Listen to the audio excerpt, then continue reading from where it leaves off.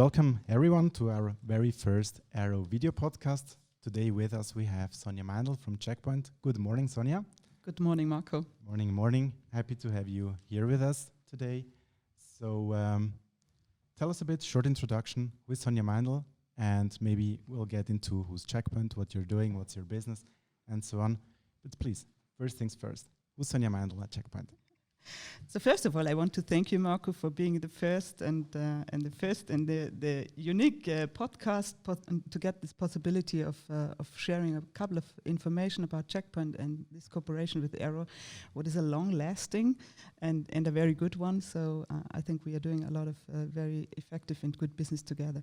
So again, my name is Sonja Meindl. I'm now 8 years with Checkpoint as country manager for Switzerland and Austria, and when I started in the IT, I was always thinking about the guys that were on stage and talking about 25 years of experience in IT. Sure. And now I am in the same boat.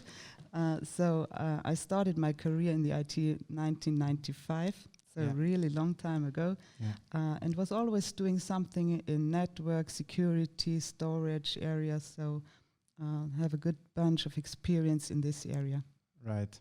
So, and as we all know, I mean, things in the IT are evolving quite quickly. So you're not getting bored in this industry, I guess, as none of us is.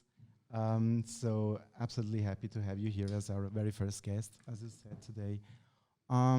So I think the Checkpoint history is very interesting, right? Because, I mean, Checkpoint started back in 1993, I guess, as one of the very first companies thinking about how this new thing, this new internet is supposed to be secured, founded by Gil Schwed. And I mean, since then, lots of things changed, obviously, right? I mean, the internet has become much, much bigger than probably anyone would have ever imagined. And I know that meanwhile, Checkpoint is talking about Generation 6 attacks. So maybe for our audience, what does Checkpoint mean by that, by Gen 6 attacks? So let me first step back a little bit into the history. So Checkpoint indeed is more than 25 years on the market, and was always doing security, IT security only. So we are probably one of the largest vendors who are focusing on cybersecurity. And although we are more than 25 years on the market, we were always very innovative in kind of how we are approaching the market. Yeah. So Gil Schwed, as you mentioned, is the CEO of our company and founded 27 years ago Checkpoint, and was the one to invent the firewall. He developed with his friends the first firewall, and it was very much already going into the future, because he was thinking about securing something that was called internet at that time, and nobody even had an own PC at home. So, but he saw this future, and this is how we are acting even until now. Yeah. So he started to develop products and solutions that was always ahead of the industry and the time. Yeah.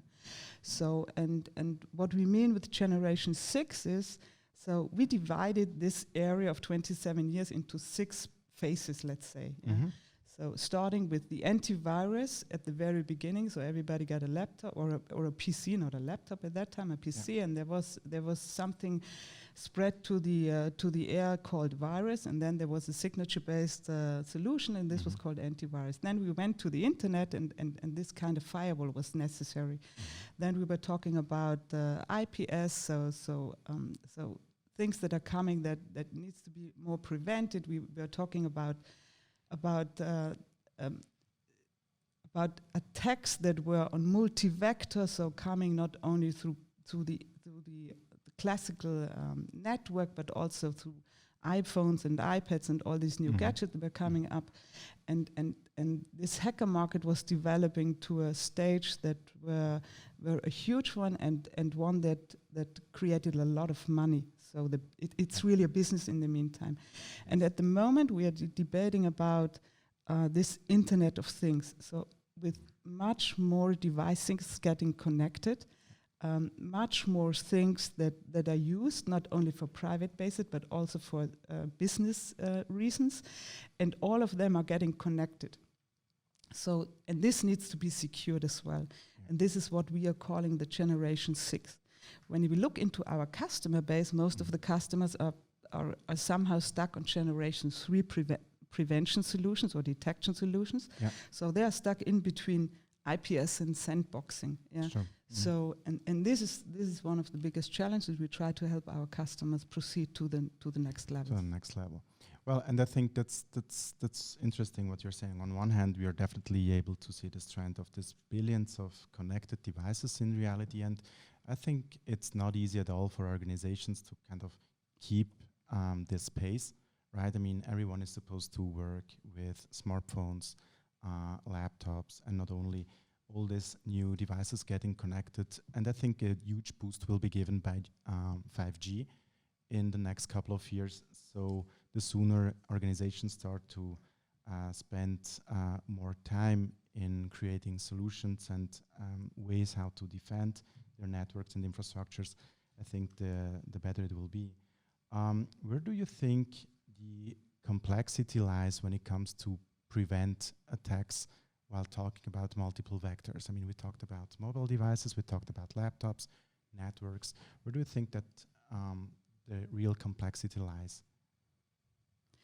So you already mentioned a couple of things around that. So there's a couple of things that makes the whole environment extremely complex. So in former times, when you look at a business environment, there was an office, there was a network, and when the people went home, they went home.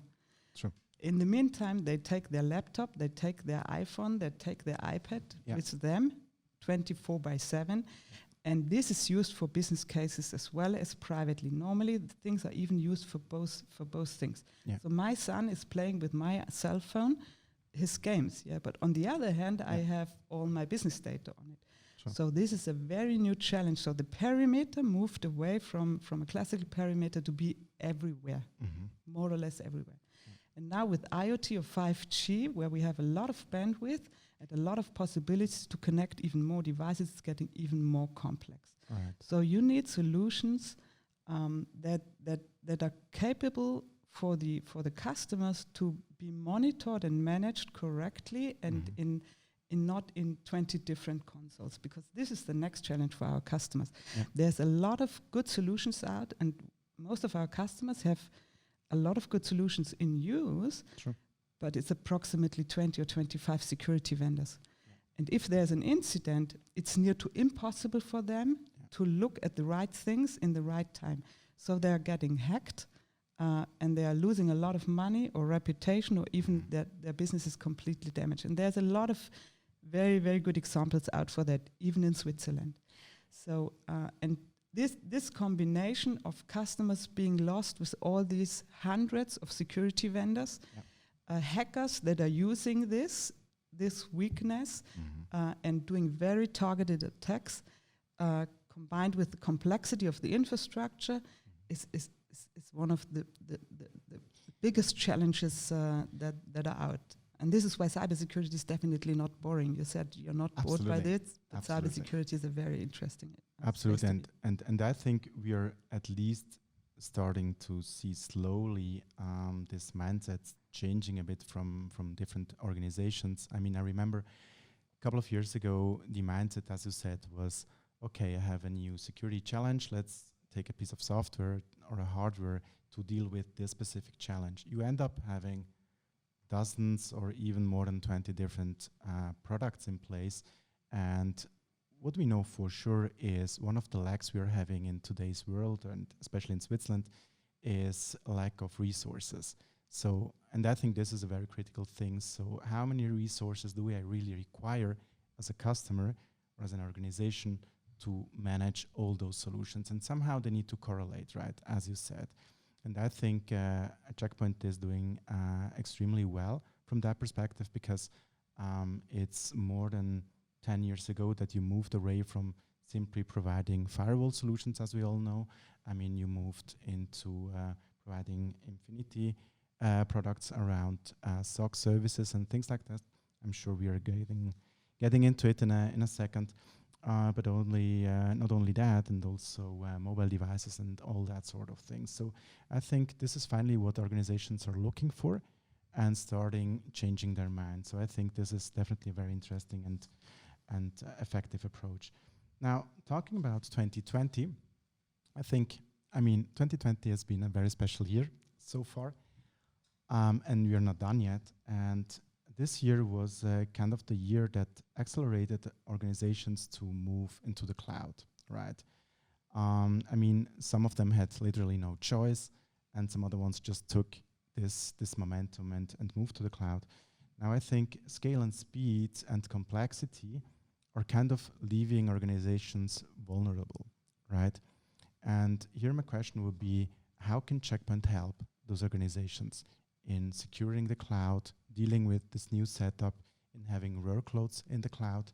I think this will be definitely interesting to discuss.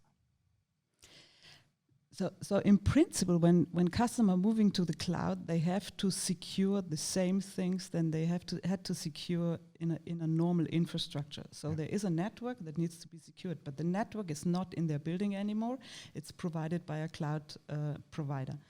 There is an email version that is now based in the cloud, but these emails need to be secured as well.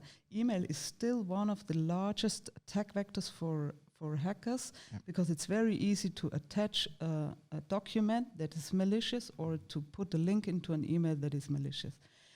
There's applications that are needed and developed, but they're not developed anymore in their own infrastructure, but in the cloud. There is vulnerability management and things about patching and configuration that need to be monitored in a normal environment as well as in a cloud. And if you're really stepping up to the next level, there's even threat response and incident response things that needs to be covered. Having said that, if you look at the cloud, the speed in the cloud is dramatically higher. Yeah. If you want to have more bandwidth, it's a click. Yeah. In a normal environment, hardware needs to be purchased and to be set up. So it's very, very quick. It's very, very agile. And the boundaries are moving around very, very quickly. Yeah. And this is the biggest challenge. So what Checkpoint decided to do is to also build a kind of a solution family called CloudGuard that is exactly helping the customers to secure all these pieces of the cloud and make it in a way that the agility and the fastness of the cloud and all the advantages of a cloud are supported and not being an obstacle. Because security was always seen as the first roadblocker for moving to the cloud, because it's slow, because it's cumbersome, because so we are doing a lot of things, and we invented a lot of new technology to make it easy for the customers to move to the cloud, especially when they're existing customers, because management and everything is still the same, but make it in a way that it's very quick, it's very agile, and we are having security on the workloads and on the functions and not only on the barriers. Yeah. Okay. Yeah, and I think there's still a kind of a misconcept in some people's mind where they think that moving into the cloud means they don't have to deal with cloud security or with security at all anymore, which is for sure, as we know, not the case. So I think it's important to tell the story again and again. That it's easy to get into the cloud, it's very agile, it's elastic, as we all know, but the reality is, I mean, the same level, at least, of security needs to be ensured in the cloud as well as on-premise, as you're saying. Okay, so... we are talking about the shared responsibility model. And I think customers now detected it. We just recently launched our cloud security report. And one of the things that customer mentions the most, what they are really anxious about, is misconfiguration. And they know that they are responsible for that. Because if you give access to workloads that should not be, and they can do a lot of things, and the hacker is on top of that, that can cause a lot of damage within the whole environment. You're only one click away then. Yes. Okay. So, there's a quote which says, hackers never sleep. So I think Checkpoint doesn't either. So I know it's been a very busy year for Checkpoint so far, especially Q2 as well. You launched a couple of new solutions and products. One of them is the Quantum series. So maybe tell us a bit about the new Quantum series, what to expect from them. So the Quantum series is a new series of appliances. And what is the major things about appliances? It's about performance and scalability, and this is what we wanted to integrate there. So the highest target that we want to achieve is to make environments secure. So still security is extremely important for us. Yeah. But if you talk about gateways, performance and scalability is the thing that needs to be addressed within customers. Customers' environments are moving quickly, the bandwidth is moving quickly, the throughput is moving quickly, and they need to have abilities to scale and perform in a very, very easy way. And this is what we are doing with the Quantum series. Okay. I mean, sounds good anyways, and just maybe for our listeners and watchers in this case, we are usually making sure that there is demo equipment all over Switzerland. So in case we have people willing to test this new series, we will, together with Checkpoint, we will definitely help them and get those new appliances around. So we talked about Quantum series. How about Infinity SOC? I mean, there's been some big noise, I would say, around Infinity SOC. So I think it's definitely worth mentioning something around this new offering as well, this new solution set. You know, the biggest challenge also with security operations centers is that a lot of customers build something like that, or even partners. When we talk about managed services, the hardest part is that they get thousands or 10,000s of alerts each day. Yeah. They get a lot of information. They have many tools implemented in the SOCs, and for them it's extremely tough to focus on the most critical ones. And if there's an attack, to really see it correctly and in time.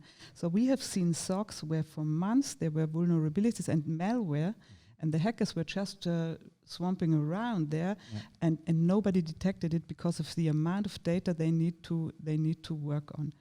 And what we are doing with Infinity SOC it's a cloud platform that we are providing, and we are exactly filling this gap. So helping the ones that are operating SOCs to be much quicker and faster in remediating when there is an attack, but also with alerting early enough, or when we have our threat cloud in mind, putting the intelligence that we have there and the artificial intelligence engines that we are using there to even give alerts before they are happening.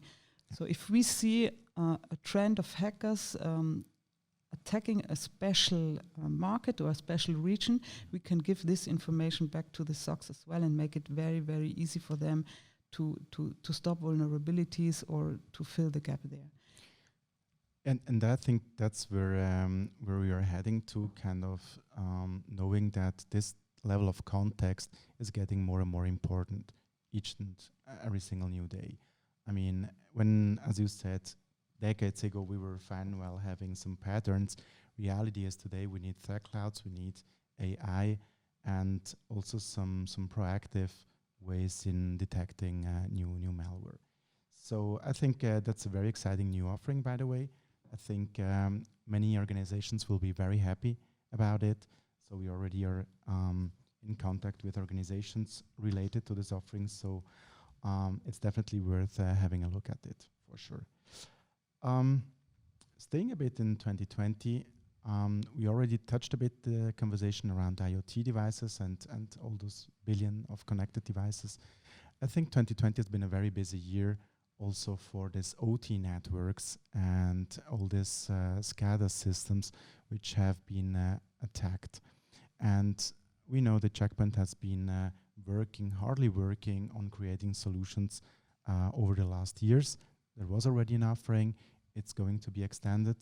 But I think it's important also to talk about those organizations. So when we look at the history, it was really tough for us to talk to the guys that were responsible for the OT. Yeah. So for this kind of environment. So it was most of the customer integrated barriers or a firewall, a security gateway between the IT and the OT. Mm-hmm. But what was happening within the OT environment, nobody was aware. Yeah. Because it was very proprietary operating system, very old systems normally. Sure.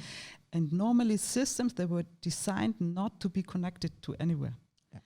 And this changed, and now the IT was, or the organizations were a little bit under pressure to get to know what these kind of things are doing. So we have different solutions that gives, on the one hand, visibility, one of the major challenges, the visibility on the OT environment, saying, hey, who is doing what? And is this connection really a valid one or not? Or should this connection not be?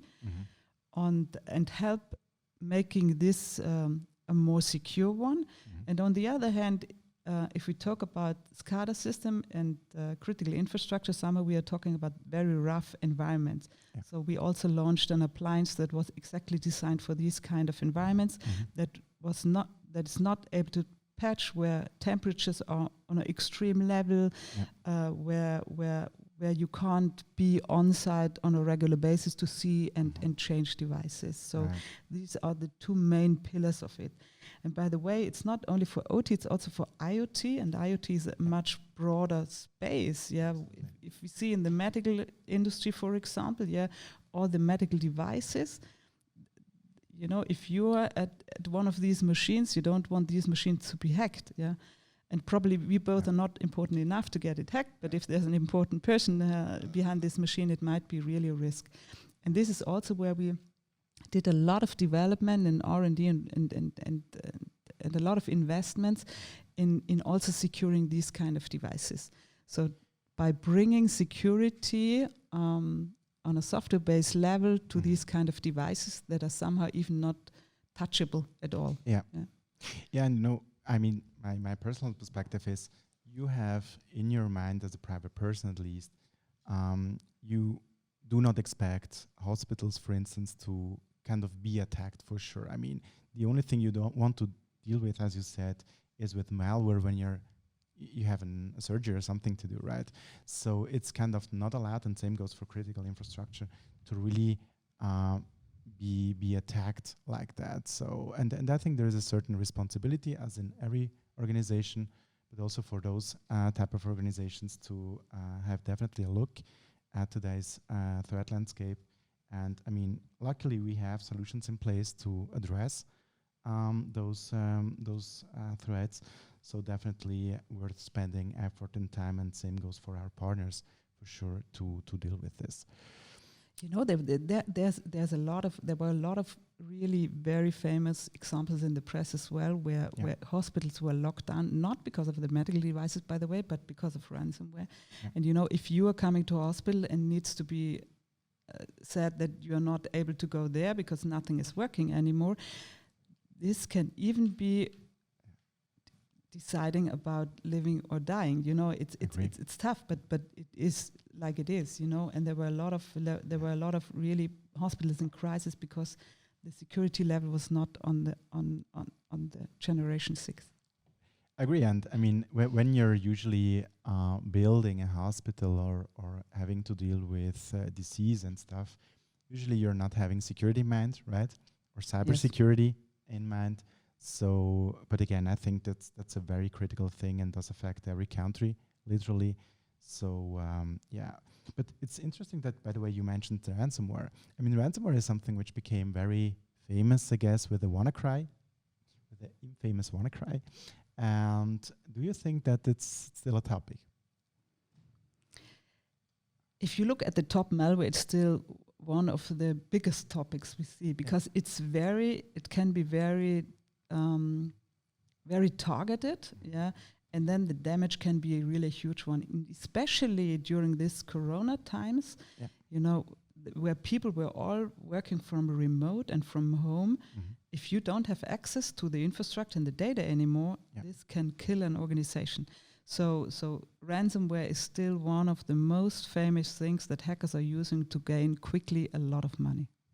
Definitely agree. I mean, there, as you said, have been some recent and very famous cases all over the world. And what I probably will never understand is if you compare possible spans on how to protect your organization against ransomware, and what even a slice of the possible cause or let's say costs might be beside of reputation and direct costs involved and stuff, if you're really going to be attacked. And as we all know, the question is literally not, are you going to be attacked, but more, when are you going to be attacked? I think there is basically no relation to those kind of costs at all. I mean, for me as an organization, it should be a no-brainer to say, okay, as good as we can, we do definitely protect ourselves against ransomware.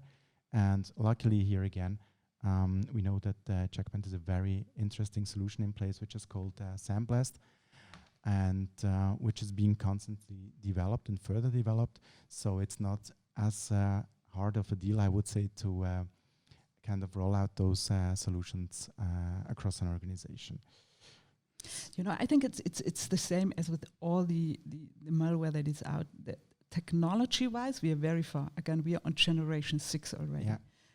But customers needs a lot of time to adapt. Nevertheless, we see a very good trend that decisions are put on a much higher level. Yeah. So the management is involved in these kind of decisions. So when I started in the security, it was on a very low level. Everybody was aware they need a antivirus and they need a firewall, and the rest was always pushed off the table because of budget, because of priorities. In the meantime, the decision process is on a very high level, what is good because management and C-level is thinking about this issue.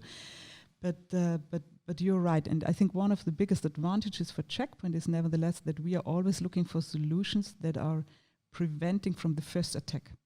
Yeah. So because we believe that even the first attack can be a very dangerous one for the company. Absolutely. So we try to develop solutions always to prevent the first attack already and not the second, and learn from the first and detect it.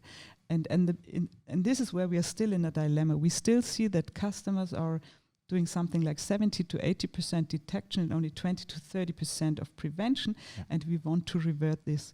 This is where we help with our solutions. But we think this is key for any company to survive in this environment that we are in at the moment. No, it's funny. I was having a conversation a couple of weeks ago with a customer, and we had exactly this conversation around detection and prevention and stuff. And he told me, well, for him, it's basically a no-brainer. And he's right, I guess, because it's the same as you would have a thief in your house. And it's good to know that you have a thief in your house. But if there is no way to kind of prevent this, well, okay, you still need to kind of deal with your insurance company, and you still are missing your personal stuff. So here again, that's, by the way, something I do especially appreciate from Checkpoint. That's always been, I think, a big topic. And the first ambassador for it, that's been Gil Schwed, I would guess. Not only detection is important, but I mean, it really comes to prevention, right? So, yeah, okay.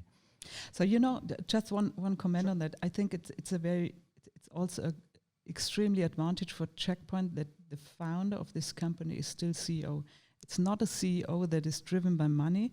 Yeah. It's a CEO that is driven by technology. There's also some upsides on that, but from technology perspective, it's the best thing that can happen, because he still lives and dies security.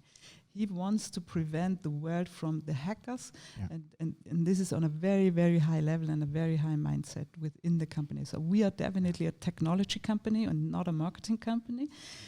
But for the solutions that we are bringing to the market, this is extremely positive. Yeah, and I think it's also, in the end, it's a statement for every Checkpoint customer out there as well. I mean, having a CEO of a company and being the founder, and not by coincidence of this company, and putting his face in front of the market and saying, this is what we're standing for. Literally, I think this is, especially when we are talking about cybersecurity, I think that's still a critical and very important thing. So let's talk a bit about Checkpoint as general. I mean, we touched many different topics from a product and solution perspective. So we said Checkpoint being founded in 1993 in Israel. And I mean, how many employees does Checkpoint have meanwhile worldwide? Do you know it by chance? In the meantime, we have more than 5,000. It's 5,300 employees on a global basis. Yeah, when I started 8 years ago, it was something like 3,500. Yeah. So we developed in this area very much. Yeah, and I mean, it's huge, and especially, I mean, also going back to what you said in the beginning of this conversation, which is, I mean, those 5,300 and plus employees are breathing cybersecurity. I mean, they're not kind of, being also distracted by any other type of IT solution you're trying to build, but you're really down to cybersecurity and very well designed and implemented cybersecurity. So I think this number says a lot, by the way. And we know that for sure Checkpoint puts lots of emphasis when it comes to researching and developing own products.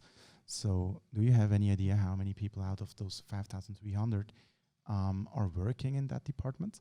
It's approximately 2,000 people that are really working on research and development. 2,000 people. This is crazy. Yeah. I mean, this is...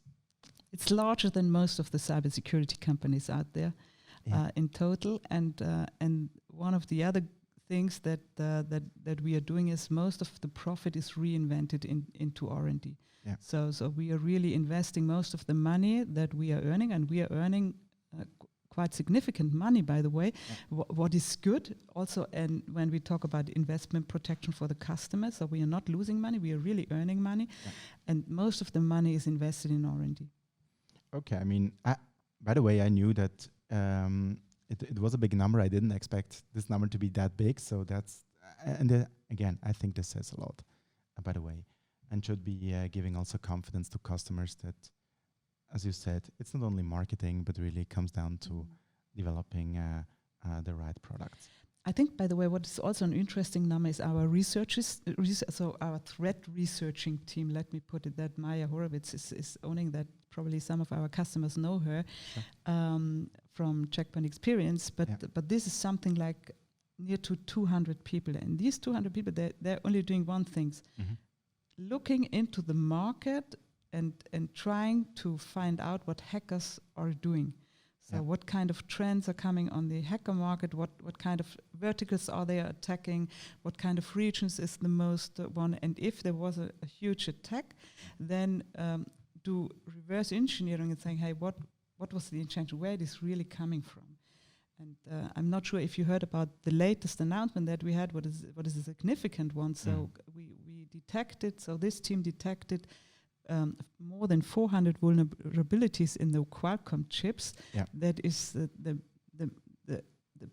has 40% of the market of Android cell phones. As one of the largest suppliers of those chipsets. Yes. Yeah. So and all these people are on risk at the moment, because if they download the application, you need to download an application to get hacked by the bad guys. But if you download it, your cell phone is on risk that all the data is getting lost or on the wrong place. That the phone is not usable for the end user anymore, and that other malicious applications or malicious stuff can be uploaded to the cell phone. But we have a solution in place, SandBlast Mobile, that can prevent from that. And we are even developing now a tool that should be out very, very quickly, that gives you an indication if you have SandBlast Mobile on your cell phone, if your cell phone is really vulnerable. Yeah. So, and this is really the way we need to work and get things back to the customers. Sonja, I do completely agree. I mean, if we are having a rough look at smartphone numbers and development, I mean, reality is there are a couple of billion smartphones out there. I mean, the share of Android phone is, I don't know, maybe 70-80%. So now let's take this 40% out of this number we just said. I mean, it's a huge number of devices out there. And I think the goal shouldn't be that, I mean, it would be nice that this Qualcomms of this world, etc., do design products and chips which are not being affected by vulnerabilities. Reality, though, is, I mean, it's a good reason why companies like Checkpoint are in the market and basically here to help. So, and still, while talking with many organizations, that's probably the level of detail they're not in reality. I mean, they are considering, okay, what kind of data do we want to give our employees access to with our smartphones and stuff like that? But is it the case that most of these companies really go into that detail and say, okay, how many of our devices and bring your own device has been a big topic in the last couple of years. To really have this type of chipset are being protected in a certain way, and so on and so forth. So I think here again, that's a huge way to go, and imagining how much time we're spending on our smartphone and how big chances are that we are being tempted at least to download one of those applications. I would say it's big. Yeah. So So for the hackers, it's a business, Yeah. and the more one vector can gain them revenue and margin and profit, the more they will use it. And cell phones and iPads and all this stuff, this is used now in a very different way. So for the hackers, it's extremely interesting, and this is where we see the rises as well. So we see much more attacks against these kind of devices. So, but I'm with you, and there's a couple of answers that you get still from our customers. The one is that, this is bring your own device, so it's a private device, so we don't care. Or they limit the way they can, their employees can use the device. Yeah. And we say, we don't want to be the barrier. We want them to use it. My son is playing his games with myself, and I even don't think about being on risk because we have a good security solution on it. Yeah. So, and this is, we want to be an enabler for the business, for the people, to make life easier and not more cumbersome. Yeah, makes absolutely sense. Okay. So we talked about Gil Schwed and his vision and everything. And as most of our people in the audience know, Checkpoint is historically a software company and still is called Checkpoint Software Technologies. So how do you think is this, or might this be a plus today when we are talking about clouds and not something which is directly hardware related? So I think it's pretty obvious, the intelligence of any kind of solution is coming from software. It's not coming from the hardware. The hardware is the basis and the foundation in most cases, but the intelligence is coming from the software, and this is where the expertise of Checkpoint is. And if you look at cloud, the cloud provider has to take care about the hardware, but nobody else. Sure. Yeah. So for all our customers, so the software and the way we are developing our solutions is an extremely positive thing and an extreme advantage, because we are much quicker there. Yeah. So because we are not relying on any kind of hardware, because we always developed software. And we were forced, by the way, it's an interesting way why we delivered hardware, and you probably know it. Yeah. But we were forced by our customers because they were a little bit tired in getting bunched between the hardware and vendor and us, who might be the cause for a failure. So that's why we said we want to deliver you a turnkey solution, and then you go to Checkpoint and we solve the issue wherever it is coming from. Sure. So, but software development is our main competencies, and in cloud environment, this is the thing you need to be able to survive. Yeah, I would perfectly agree. And by the way, just our 2 cents on the hardware piece would be, it didn't take you very long to become very good at hardware as well, obviously, and I think that's something you're constantly proving. I had a lot, by the way. I think it was last week when I've seen some companies out there, some vendors out there, talking about some innovation and truly kind of breaking the boundaries of how you can scale and stuff. And the first thing which crossed my mind was like, yeah, that's what Checkpoint is doing for a couple of years meanwhile. So with Maestro and stuff like this. Mm-hmm. So again, that's probably where marketing versus real development and providing kind of top-notch security comes from. So just a funny story I was getting across. By the way, just while talking about how you manage products and all that sort of thing, what we have seen in the last couple of years is that many companies, many organizations out there are paying really attention on TSOs, right? So total cost of ownership wasn't always a topic, I would say, or at least in a way as companies are seeing it today. I mean, and I think it's really a different picture if you require 2-3 people which are skilled and are here to manage certain environments, or you need 6, 7, 8 people to basically do the same. And I think this is where Checkpoint has always been very good at. I mean, we all know how well positioned Checkpoint's management console, which is again being constantly further developed. So how good it is and how well perceived it is by our customers. And I think there is, it's also not something people should take for granted. When Checkpoint a couple of years ago was at its very high level with the management, I remember Doritor taking kind of the challenge and willing to revamp it with Gaia and all those sort of things, really challenging the company again itself, and not saying, okay, we are very good at providing good management consoles and best of security management out there, but really challenging yourself and saying, okay, that's good, we have done a good job so far, customers are happy, but this is probably where in the next 1-2 years we want to get at least much, much better than what we used to do. And I think we and many and basically all of our customers have huge respect for this as well. Yeah.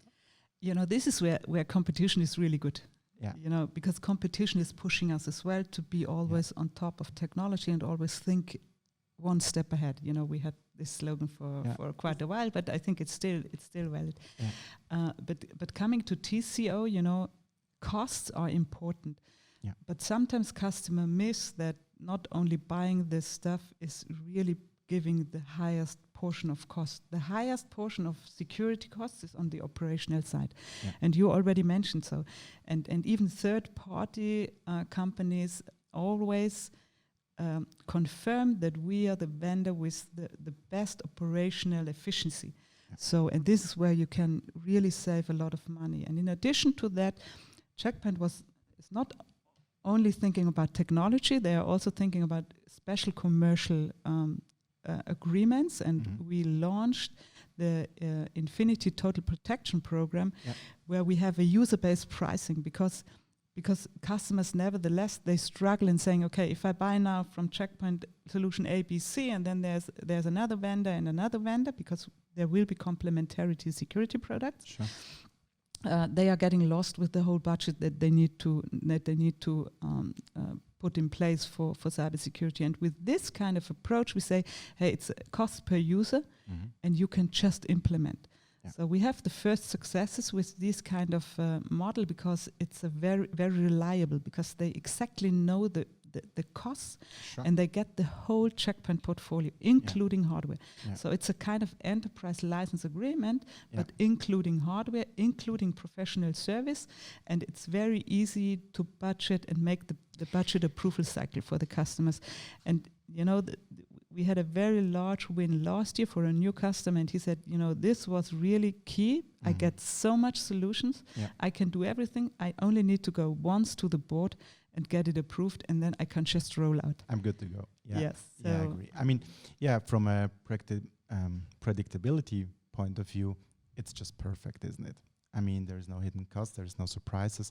And this is, I guess, what many, and this is being more and more the case, what organizations are looking for.